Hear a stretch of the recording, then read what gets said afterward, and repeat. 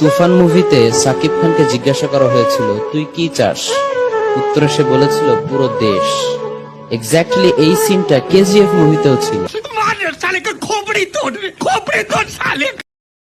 এক করোনার সময় আঙ্গুর জীবন এটা তছনছ করে দিছে আলম কাকা, আর করোনার পরে আঙ্গুর জীবন এটা তছনছ করে দিছে ড্রপ মারানির ভূত।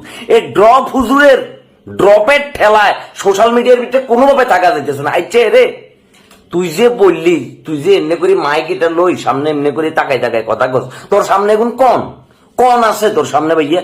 আবার তুই দেখলাম যে আরেকটা ভিডিওর ভিতরে বলতেছিস যে কি যে আমার অ্যাসিস্ট্যান্ট আমাকে এসে জানাইছে তুফান মুভিতে এই হয়েছে, কেজিএফ মুভিতে এই হয়েছে।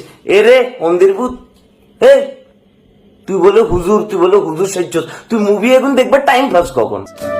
আমার অ্যাসিস্ট্যান্ট আমাকে বলল, হুজুর এই ইস্যুতে কিছু মেসেজ ড্রপ করার জন্য অনেকে আপনাকে রিকোয়েস্ট করেছে। আর তোর কোনায় অ্যাসিস্ট্যান্ট, হ্যাঁ স্যাপ চলে না দুধ রসুন মারো কেন? হেই তুই যে টুপি কোত্তা মোত্তা লাগাই মনে কর যে মাইক একটা হাতে লই কানের ভিতরে ইয়ারফোন ফুটাই, তুই যে এনে করে কথা বলছ, তোর সামনে কেউ আসেনি? তোর সামনে তো তোর ক্যামেরাম্যান ছাড়া কেউ থাকবার কথা না। তুই এত ভণ্ডামি কেন করে রে ভাইয়া? আমরা কোন ভাবটা করছি? আমাদেরকে মাফ করি দে ভাইয়া, মাফ করি দে, হয় আমাদেরকে মাফ করি দে, নাহলে তুই নিজেরে নিজে মাফ করি দে। মাফ করি দি সোজা পাবনার দিকে হেঁড়া দে ভাইয়া, নাহলে কদিন পরে তোর অত্যাচারে আমাদের পাবনার দিকে যাইতে দিব। তুই কি শুরু করছিস?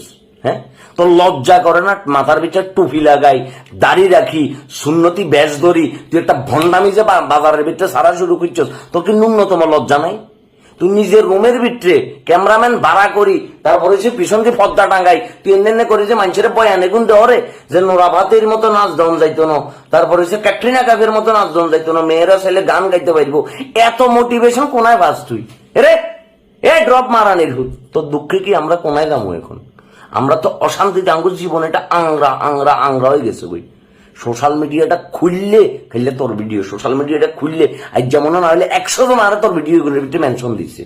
এক আলম কাকার যন্ত্রণায় পাগল হয়ে গেছিল দেশের মানুষ, মোটামুটি পাগলের পর্যায়ে। এখন তুই শুরু করছিস তোর যন্ত্রণায় মানুষ, মানে ভাইয়া তুই যদি ভিডিওটা দেখি থাকস মানে এই ভিডিওটা একখান আল্লাহর রাস্তে শেয়ার করবো না, শেয়ার করি হেতের অব্দি পৌঁছা যে ভাইয়া তুই যেগুন করতেছ যুব সমাজকে মোটিভেট করা তো দূরের কথা, উল্টা যুব সমাজকে খেপাই দিতেছ, তাদের মেজাজ খারাপ হয়ে যাইতেছে। আর তোমাকে সামনে পাইলে ভাইয়া তোমাকে এমন বাটান দিব ভাইয়া, তোমার কিসমিস গোড়া এগুন আছে না, হ্যাঁ এগুন জামাল গোড়ার লগে ফিসি জুস বানাই তোমার গোড়া তোমারে খাবাই দিব ভাইয়া। নিউজ দেখো না, এক বেটি যে কি আর একজন সুবারি গোড়া কাটিয়ে লইছে জামাই, তোমারে পাইলে একে করবো ভাইয়া, তুমি কনফার্ম থাকো। কারণ ফলা বাইন তোমারে পছন্দ করা তো দূরের কথা, তোমার উপরে তাদের এত তিক্ত বিরক্ত আছে, হ্যাঁ তাদের মন মেজাজ এত খারাপ হয়েছে যেটা বলিবার মতো না ভাইয়া। তুই এই ভণ্ডামি এখন ছাড়। তোর যদি ইসলামিক বক্তব্যই দিতে মন চায়, কিংবা তোর যদি যুব সমাজের উদ্দেশ্যে মোটিভেশন দিতে মন চায়, তুই সুন্দর করে আমার মতো ক্যামেরাইতে হেন্নে করে দৌড়ি, তুই আস্তে করে মেসেজ ড্রপ করে দি। কিন্তু ভাইয়া তুই রুমের ভিতরে বই এই যে হাজার একটা ফেক ব্যাপার সাজাই, হ্যাঁ কি বলেন ঠিক কিনা সুবহানাল্লাহ, তুই যে এই যে নাটক শুরু করছো সন্দিরপুর, তোর নাটক এগুন বন্ধ কর, নাটক এখন বন্ধ কর, নাহলে এই নাটক করতে করতে একদিন তোরে আটক দিব কই দিয়ে। সেদিন কিন্তু কাকা বাসন নাই, ডুমুর হাতা দি পশ্চাৎ দেশের ভিতরে ডাইরেক্ট ডলি মনে করে তো ঘষি এখন সমান করিয়ে লাগবো কই দিয়ে।